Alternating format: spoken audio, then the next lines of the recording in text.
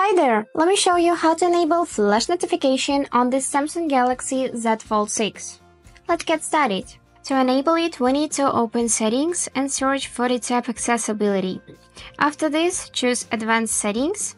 And now you can see the flash notification section. So just tap it and you'll be able to find these two options. You can either choose camera flash notification, so the camera will flash when you'll receive a notification, or screen flash notification, so that the screen will flash.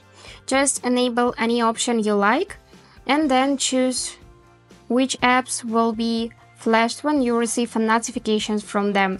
You can choose manually or you can just select all of them.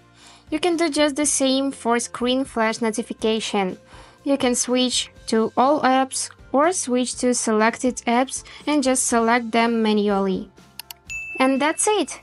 Hope this video was useful for you, and thank you so much for watching.